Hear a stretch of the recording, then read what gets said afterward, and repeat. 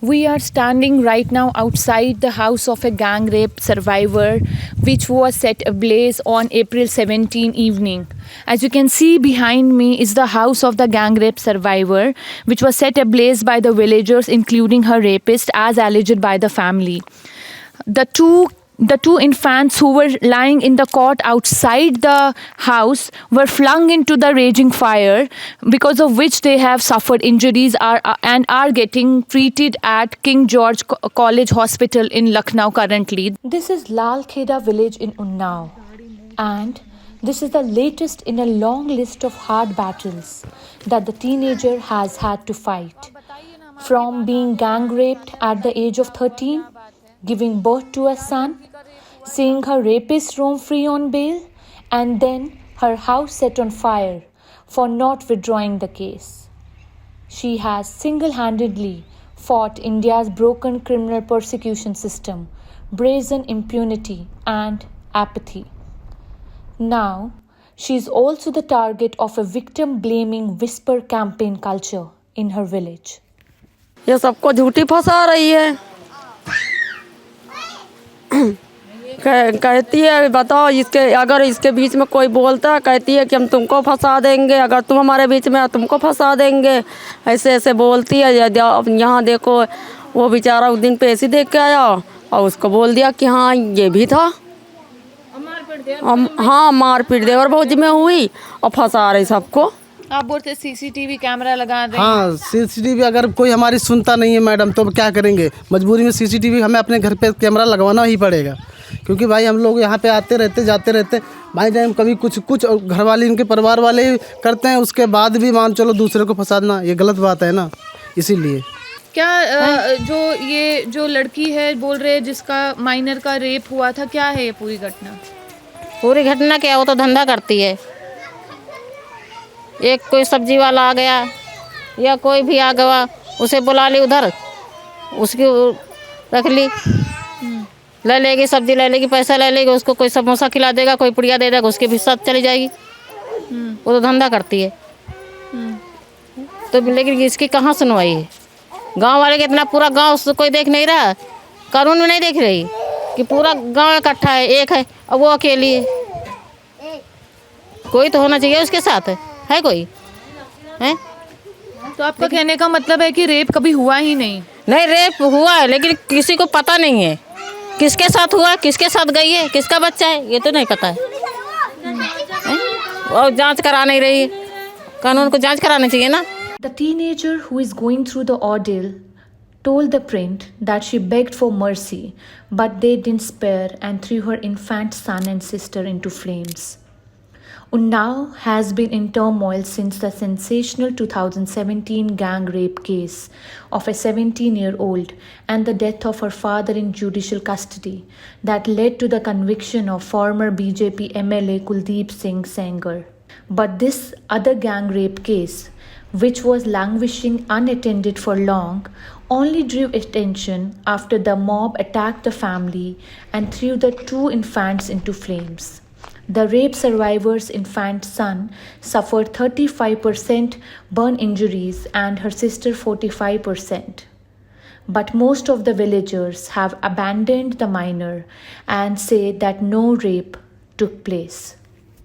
Rape हुआ ही नहीं है, रेप नहीं हुआ। जांच नहीं कराएंगे तो हम लोग यही मानेंगे ना रेप नहीं। उसका वो जो बच्चा हुआ है उसका कोई डीएनए कराता ही नहीं है, तो इसका रेप क्या माना जाए? उसको डीएनए कराए, उसको टेस्ट कराए, हो जाता है सारा जांच। रेप हुआ कब और केस खुला कब? कम से कम 2 महीने बाद ये केस खुला, रेप हुए के बाद ही, है ना? 2 महीने बाद केस खुला कि नहीं खुला? 2 महीने बाद केस खुला है रेप का। अब इसे क्या माना जाए, रेप माना जाए? वो तो धंधा करती है। कोई भी रास्ता चले उसे गुटखा दे दे, पुड़िया दे दे या फिर कुछ भी दे दे, लेके बस उसी के साथ सो जाती है वो तो ऐसी है ना। रेप जब होता है जब वो महिला सहमत नहीं होती है सामने वाले से, जब वो सहमत नहीं होती तभी रेप होता है। अगर वो सहमत है, खुद उसे गुटखा मिल गया है या कुछ भी मिल गया है तो वो सहमत है ना, तो उसको रेप थोड़ी बोलते। वो तो सहमत है हर चीज़ से, उसके साथ कोई भी कुछ भी कर सकता है। अगर वो सहमत नहीं है तो वो रेप होता है। ये रेप नहीं होता है कि वो सहमत भी है और हर कोई उसके साथ जो मर्जी करके जाए और वो रेप हो गया। कोई आदमी देखेगा नहीं कि इसके साथ ये हो रहा है। रेप होता कोई है तो लड़की देखेगा चिल्लाती गाँव में। है, दौड़ती है, अपने आप को बचाती है। तो कोई तो देखेगा कुछ ना तो गाँव कोई रास्ता चलो कोई तो देखता है ना। लड़की का रेप हो रहा है खुले मैदान में, हजारों सैकड़ों आदमी उधर से आते जाते हैं, कोई तो देखेगा ना इसका रेप हो रहा है। लेकिन वो हर चीज़ से सहमत है। कोई भी आता है, कोई भी जाता है, कोई भी उसको कुछ खिला देता है, पैसे दे देता तो वो राजी हो जाती है, बस पैसों लूटने के लिए हर किसी से। Let me take you back to the incident. As per the FIR registered by the police, the minor, the 13-year-old minor, was on her way to buy sugar when she was abducted by men on a motorcycle who gagged her so that she doesn't scream and took her to the nearby graveyard where she was raped. Meanwhile, her family was searching for her. When she, at around 10:30 in the night, the minor reaches home and tells her mother about the entire incident. The family goes to the Murava police station where a complaint is made and an FIR is filed. But the family has alleged that the FIR and what the print has also accessed that the FIR was filed against unknown men, not the men identified by the victim. As per the rape survivor, there were 5 men who committed the crime. But the police arrested only 2 of them and a minor who was sent to the correction home. The survivor's lawyer Sanjeev Trivedi says that the mob that attacked the teenager's home included 2 rape accused. They were unsure which one was the victim's son, so they threw both the infants in flames to erase the evidence of rape. आपने हमें बताया कि जो पीड़िता है इस मामले में, उसने और उसके परिवार ने कई दफ़ा पुलिस को कंप्लेंटें दी, मगर पुलिस ने उतनी बार FIR नहीं की, मुश्किल से 1 या 2 FIR हुई है। तो इस मामले के बारे में थोड़ा बताइए हमें। 13 फरवरी की जब लड़की गायब होती है, 14 फरवरी को पुलिस ने पहली बार FIR लिखी। उसके बाद उसका मेडिकल कराया गया। मेडिकल कराए जाने के बाद ये पता चलता है कि ये जो पीड़िता है वो 6 माह 6 सप्ताह और 2 दिन की गर्भवती है। इसकी माँ ने एक एप्लीकेशन और दी कि इसके साथ जो पहले जिससे ये गर्भवती हुई उसका FIR लिखी जानी चाहिए, लेकिन वो FIR नहीं लिखी गई। वो एक गैंगरेप अलग था जिसकी पुलिस ने कभी FIR नहीं लिखी। उसके बाद सितंबर के महीने में FSL की रिपोर्ट आई, जिस समय ये लड़की 13 फरवरी के इसके साथ जब घटना घटी तो उसके कपड़े को पुलिस ने सुरक्षित किया और कपड़े जो फोरेंसिक लैब है वहाँ भेजे गए। सितंबर महीने में उसकी रिपोर्ट आती है, उसमें ये पता चलता है कि लड़की के कपड़ों पर ब्लड स्टेन है। उसके बाद फिर कोर्ट जाना पड़ता है, उसमें एप्लीकेशन फिर दोबारा दी जाती है, लेकिन उसके बाद भी FIR नहीं लिखी जाती है। तो फाइनली हम लोग मूव करते हैं कोर्ट को एप्लीकेशन देते हैं कि हमारी FIR लिखी जाए, जो अभी कोर्ट में पेंडिंग है। दिसंबर के महीने में हो जाती है। 2 अभियुक्त जो जेल गए थे उसमें से एक अभियुक्त की बेल हो जाती है दिसंबर के महीने में लास्ट में। वो जब छूट के वापस आते हैं तो वो सबसे पहले इन लोगों को दबाव इस बात का डालते हैं कि आप लोग सुलह कर लीजिए इस पूरे मामले में। और छोटा सा गांव है, गांव के लगभग सारे लोग आपस में कहीं ना कहीं इंटरलेट होते हैं। इसमें 5 लोग पकड़े गए, तो 5 अलग अलग परिवार हैं। ये कोई एक परिवार नहीं है, 5 अलग अलग परिवार। तो आप समझ लीजिए कि गाँव के लगभग लोग इनसे विरोध में हैं। इनके यही कारण है कि गांव के सारे लोग इनके विरोध में और अलग अलग तरीके के वो अपने बयान दे रहे हैं। 11 फरवरी को वो लोग दबाव बनाया और उसके साथ फिर मारपीट की, जिसमें इसका लड़का सोमनाथ, उसका हाथ टूट गया, 3 साल का बच्चा है वो।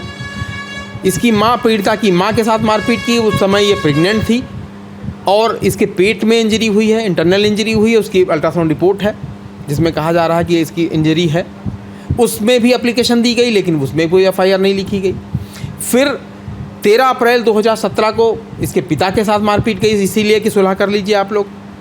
उसकी एप्लीकेशन दी गई, उसमें भी तुरंत FIR नहीं लिखी गई। 17 तारीख को उन लोगों ने इसके बच्चे को, उसकी पीड़िता को, पीड़िता की माँ को, सबको मारा और इस स्थिति में मारा कि ऑलमोस्ट वो बच्चे बहुत डेंजर में हैं। आपका क्या कहना है कि अथॉरिटीज़ का अभी तक क्या इसमें रोल रहा है, पुलिस और सरकार का क्या होना चाहिए था और क्या रहा है? देखिए, अगर पीड़िता ने कोई बात कही है तो FIR होनी चाहिए, उसकी जांच होनी चाहिए थी। जांच होने के बाद उनको गिरफ्तारी होनी चाहिए थी। गिरफ्तारी हो जाने के बाद जो कोर्ट की प्रक्रिया है उस प्रक्रिया का सबको सामना करना चाहिए। अगर वो लोग निर्दोष हैं तो निश्चित रूप से कोर्ट उनको बरी कर देगी, लेकिन उनको कोर्ट की दहलीज पे लाया ना जाए, इससे लगता है कि पीड़िता के साथ कहीं ना कहीं अन्याय हो रहा है। कम से कम कोर्ट का सम्मान किया जाए, न्याय का सम्मान किया जाए, न्यायालय का सम्मान किया जाए और कानून का सम्मान किया जाए। और जो बात वो कह रही है, जो आरोप वो लगा रही है, उनको सिद्ध करने का पीड़िता को और जो अभी अभियुक्त हैं उनको मौका होना चाहिए। कोर्ट के सामने सारी बातें साफ हो जाएंगी और अगर इसी तरह के अपराध नहीं हुआ है तो निश्चित रूप से वो लोग बरी हो जाएंगे। The father of the gang rape survivor says that the villagers have been after their lives since they filed a gang rape complaint last year. से आपकी बिटिया का बलात्कार हुआ उसके बाद से गांव के लोग आपको परेशान कर रहे हैं। थोड़ा बताइए किस तरीके से परेशान करते थे? कभी इनको मारते तो कभी इनको मारते हैं, कभी इनको मारते। ज़्यादा बोलो तो कहते हैं मार ही डालेंगे, आखिर नहीं सुलह हो तो मार ही डालेंगे। तो ये परेशान करने का क्या वजह है? आप कुछ बता रहे थे, उनका बेटा मेरा बेटा, क्या वो? उनका लड़का जो है इज्जत नहीं लूटे, उनकी इज्जत है। मेरी लड़की के साथ इज्जत हुई तो मेरी कोई इज्जत नहीं है। हम कैसे उनको सुलह कर दें? क्या मेरी लड़की की कोई इज्जत नहीं है? क्या मेरा कोई मान सम्मान नहीं है? एप्लीकेशन दिया है, जो हमारे साथ घटना घटती थी, जो हम एप्लीकेशन देते थे, बोलो मेरी कोई पुलिस मदद नहीं कर रही थी। आखिर मदद करते तो मैं आज अस्पताल न पहुंचते, न मेरे बच्चे जलाए जाते। आखिर कानून तरफ से हमें मदद मिलती तो ये जलाए नहीं जाते। तो आप बोल रहे थे कि आप बीजेपी के भी ऑफिस गए थे, जो पूर्व विधायक रहे थे, थोड़ा बताइए क्या? हाँ, अनिल सिंह के ऑफिस में गए थे, एप्लीकेशन दे के आए थे, बोल रहे हैं हो जाएगा। कोई हमारी कब गए थे आप? उधर ही गए थे जब ये 13 फरवरी की जो रेप हुआ था, दोबारा यहाँ उस गए थे। I'm Sagrika for the print, reporting from Lalkheda village in Unnao with Suraj Bisht.